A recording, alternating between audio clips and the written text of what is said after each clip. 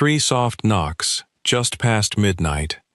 I opened my hotel room door, and there she stood, the stranger I'd given my room to 4 hours earlier, wrapped in a borrowed robe, dark hair loose, her eyes swollen from crying she'd done alone. Ice ticked against the window. She wouldn't look up at me. Her arms were wrapped around herself like she might come apart. Then she said it, so quietly I almost missed it. "I can't sleep alone. Not tonight." I didn't reach for her. I gave her the bed, pulled a chair to the window, and left the lamp on until morning. Nothing happened that night, and it changed the entire course of my life. Let me back up. My name is Ben Sawyer. I'm 34 years old, and I'm a travel nurse. That means I don't really live anywhere. I take 13-week contracts in ICUs across the country, one city at a time, one hospital at a time, and I live out of a suitcase in extended-stay hotels with beige walls and paintings of boats screwed to the drywall so nobody can steal them. I've had 11 addresses in 2 years. I tell people it's for the money, and the freedom, and the adventure. The truth is, I've been running. 2 years ago, I lost my little sister. Her name was Grace.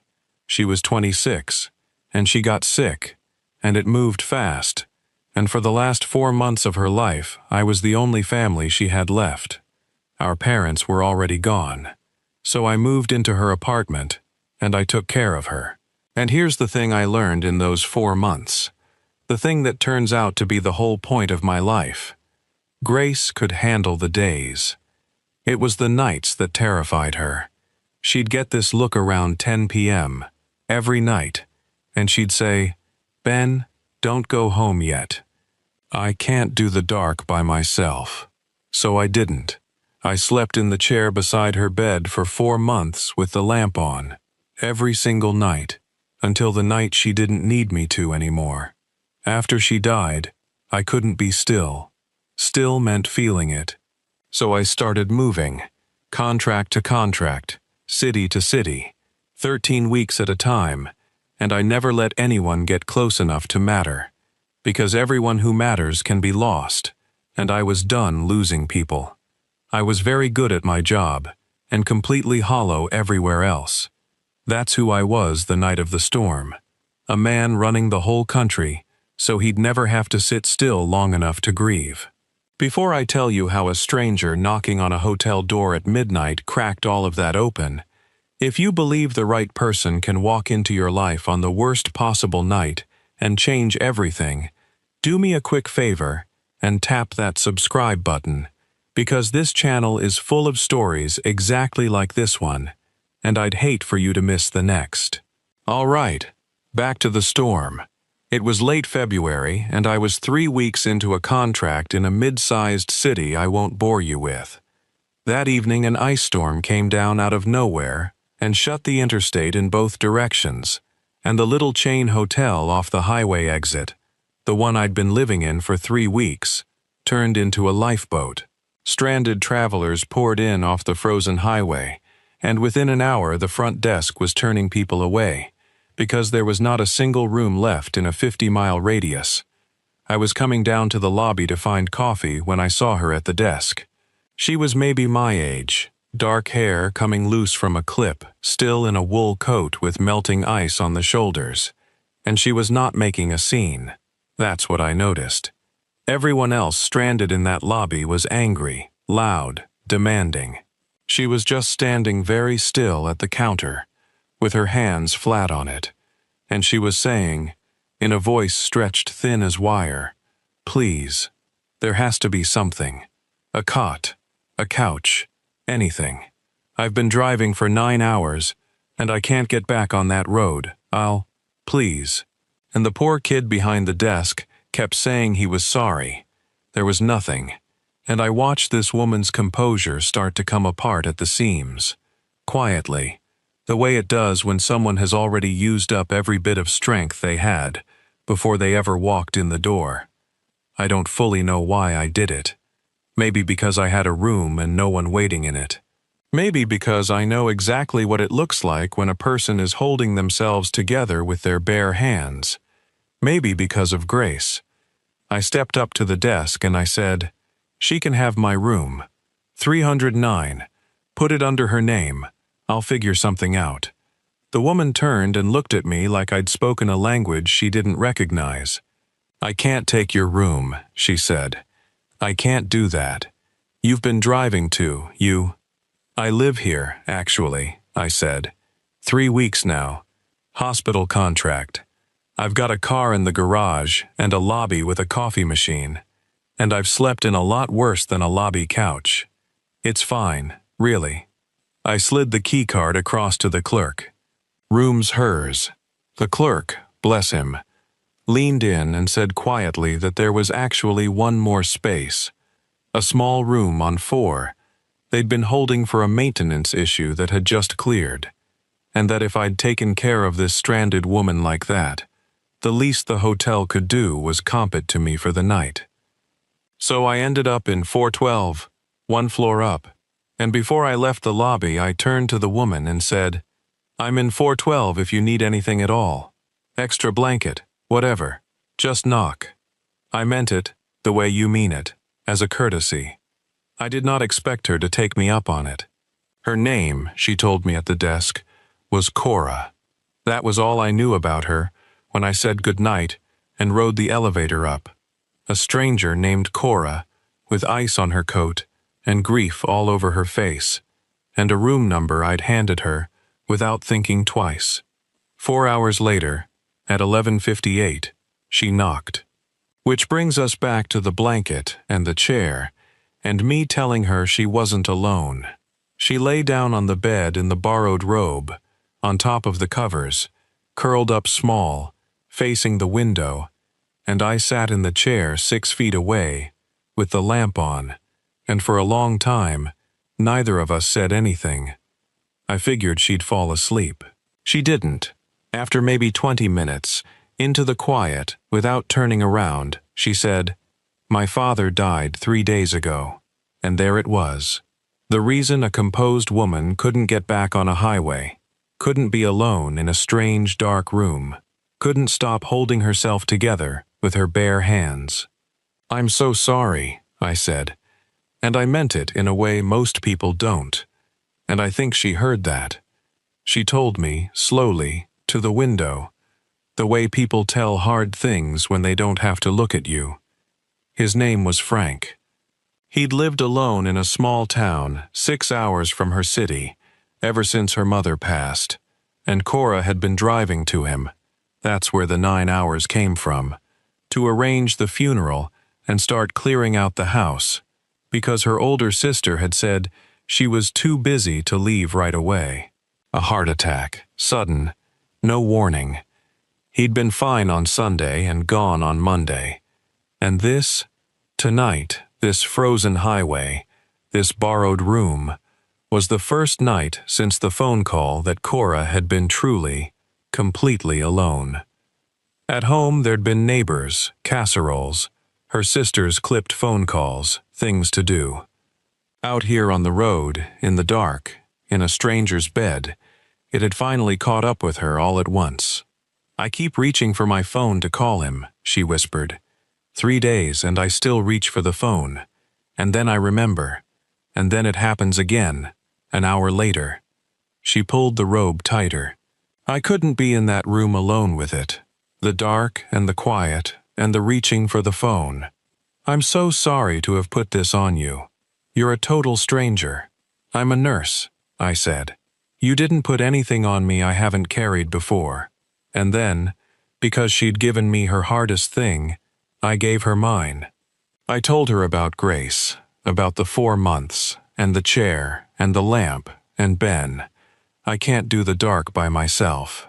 I told her I'd sat in this exact chair 100 nights for someone I loved, and that sitting up with a person so the dark doesn't swallow them isn't a burden.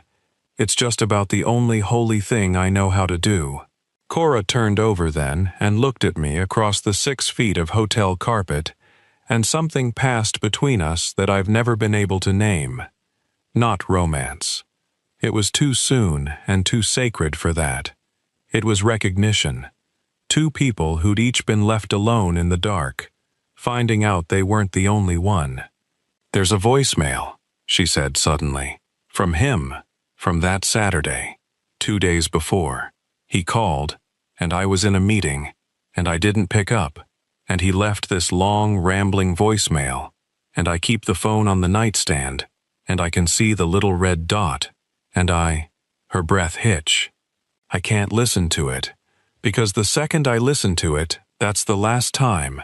That's the last new thing he'll ever say to me. After I play it, there's nothing left. So I carry it, unplayed. 3 days now.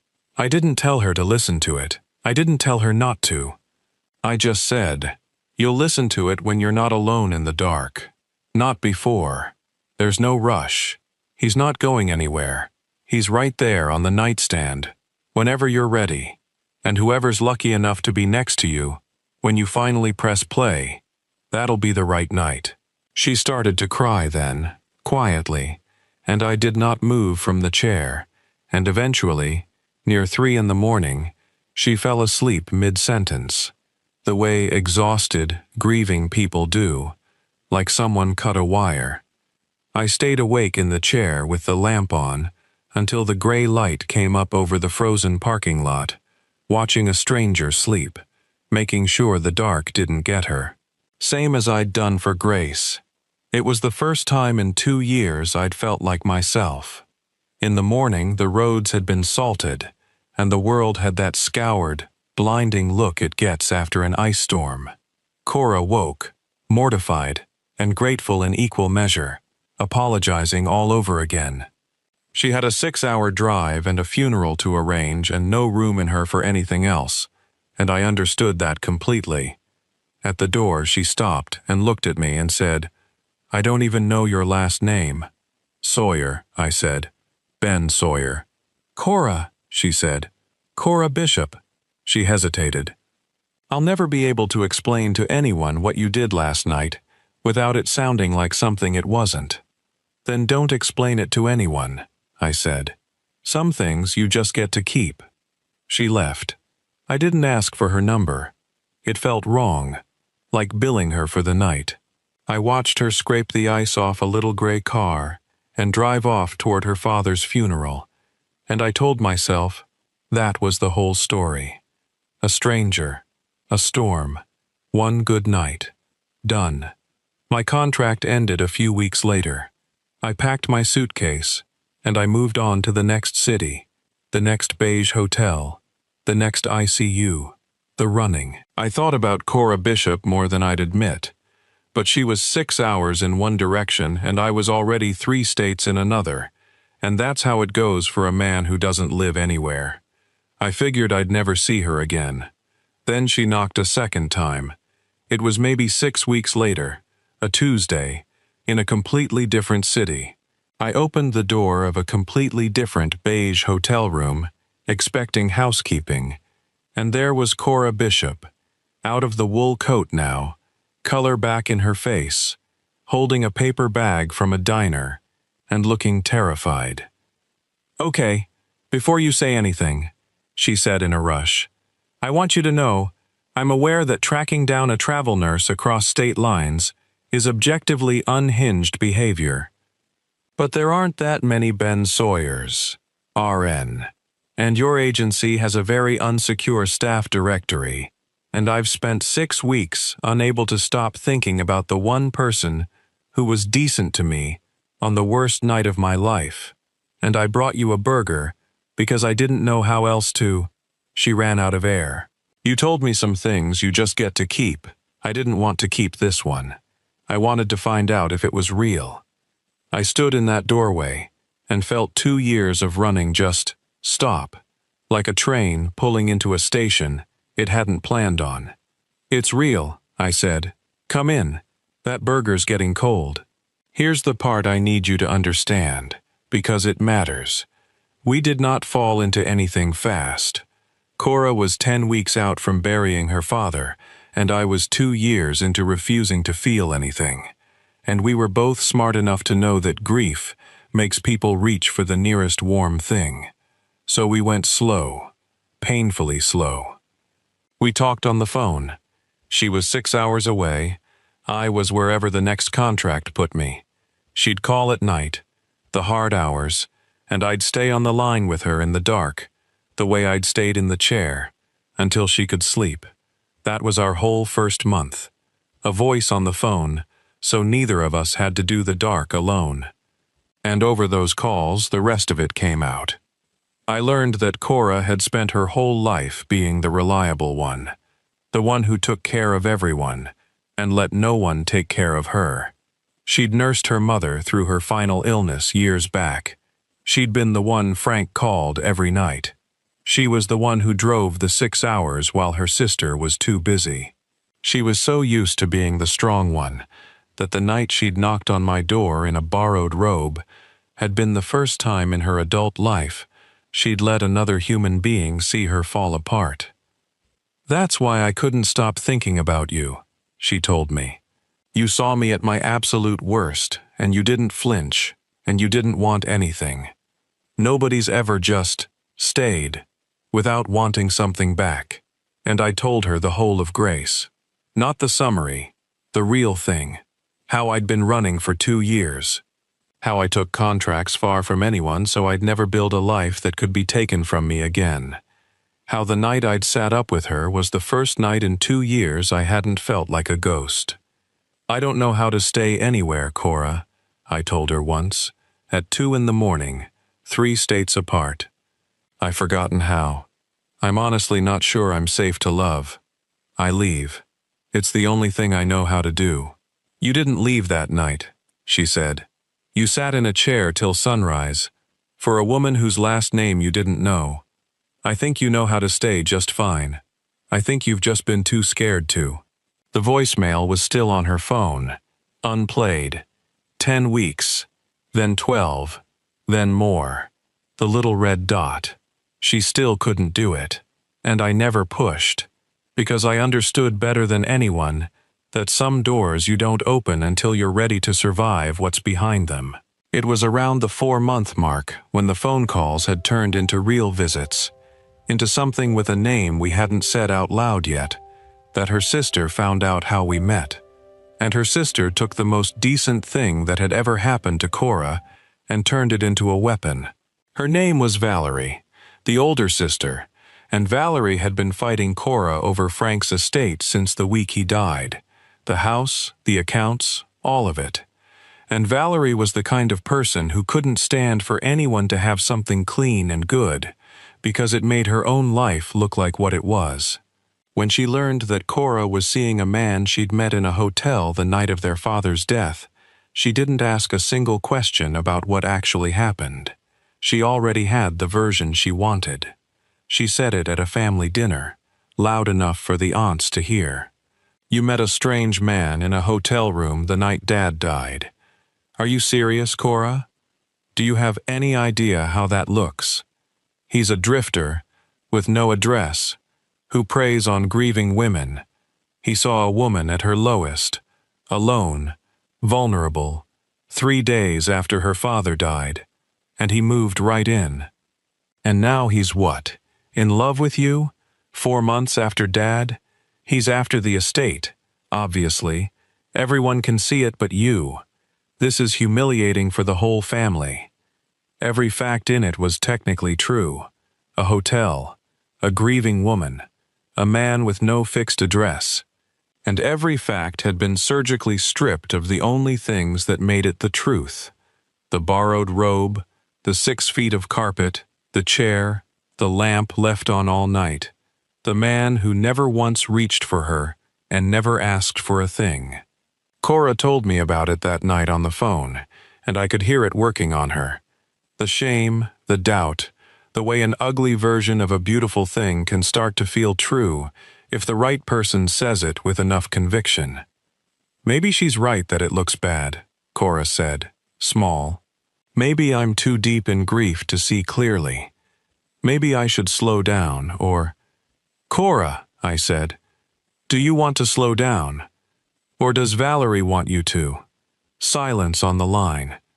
"Because here's the only thing I'll say about it," I said, "and then I'll support whatever you decide. Valerie isn't protecting you from a predator. She's protecting the story, where she's not the daughter who was too busy to drive to her own father.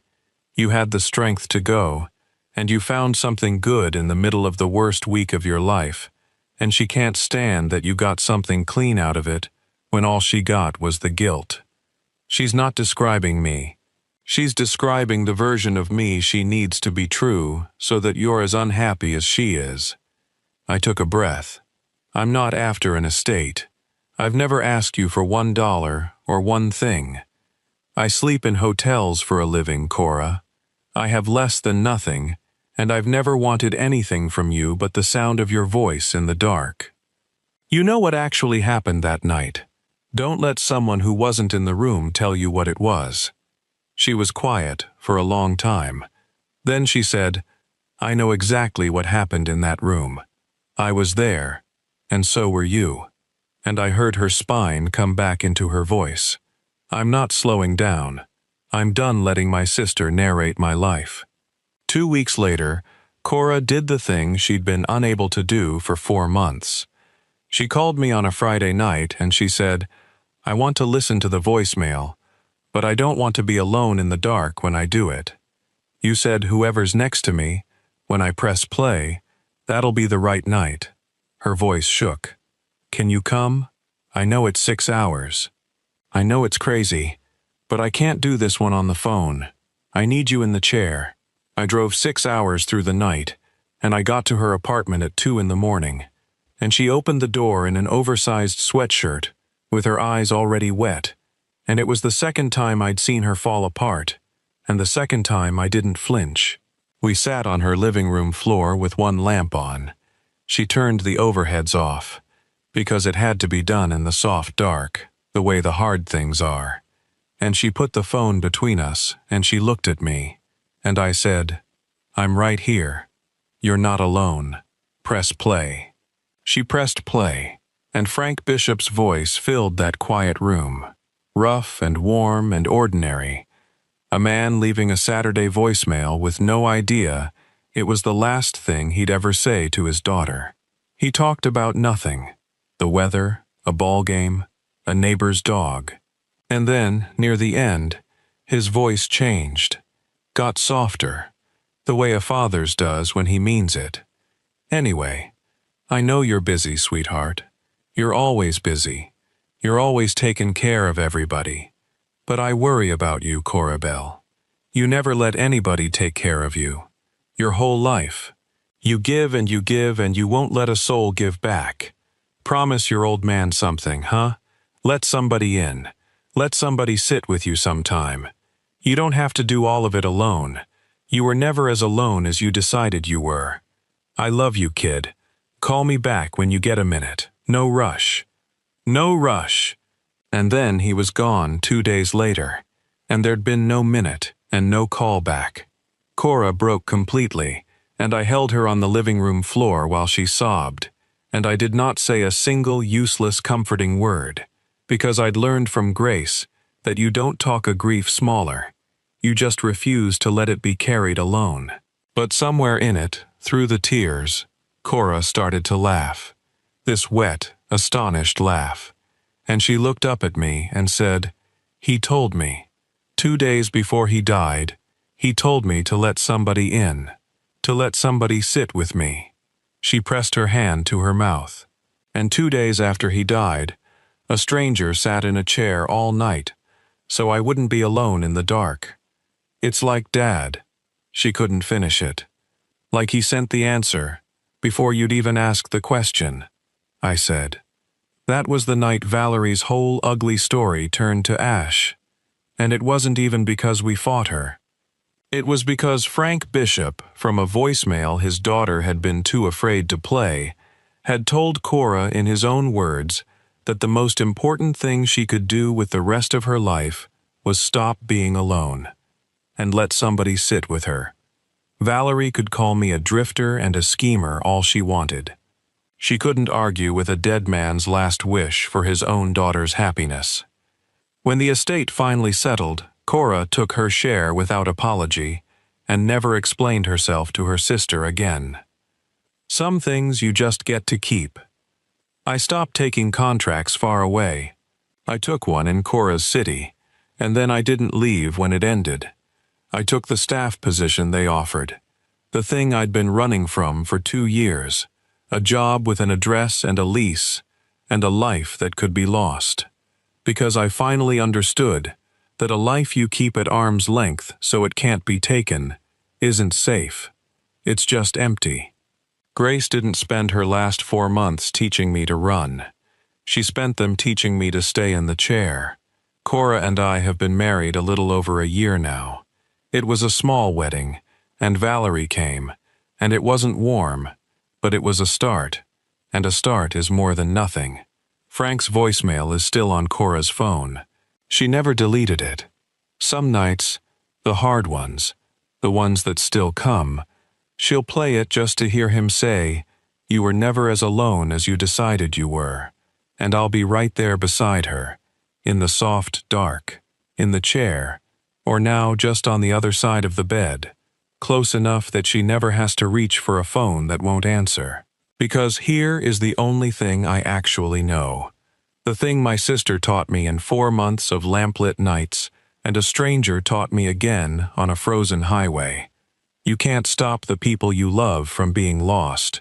You can't fix grief, or outrun it, or talk it smaller. There's only one thing you can ever really do for another human being, and it's so simple that people spend their whole lives missing it. You don't leave them alone in the dark. She knocked on my door at midnight and whispered that she couldn't sleep alone, and I thought I was doing her a kindness by sitting up in a chair. I had it exactly backward. She wasn't the one who'd been alone in the dark for years, running from city to city, so the grief could never catch up. That was me. She knocked on my door. But she's the one who finally let the light back in. If you've ever had a stranger show up on the worst night of your life and be decent to you when they had no reason to be, or if you've ever been the one who stayed when it would have been so much easier to walk away, I want to hear about it, because I don't believe those moments are ever really accidents. Tell me your story down in the comments, and tell me where in the world you're watching from tonight. I read every single one, and it honestly stuns me how far these stories travel. Somebody wrote in last week at 3 in the morning, unable to sleep, and I hope with everything in me, they're resting easier now. And before you go, be honest with me. If a stranded stranger had knocked on your door at midnight and whispered that they couldn't be alone, would you have opened it and pulled up a chair like I did? Or would you have said you were sorry and quietly turned the lock? There's no wrong answer. There's only the one you'd have to live with at 4 in the morning.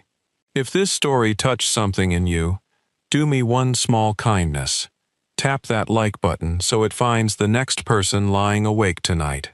Hit subscribe and turn on the notification bell, because I'm here every single week with a brand new story about the kind of love that shows up in the dark, exactly when we've stopped believing anyone will. Sleep well tonight. You're not as alone as you think. I'm glad you're here.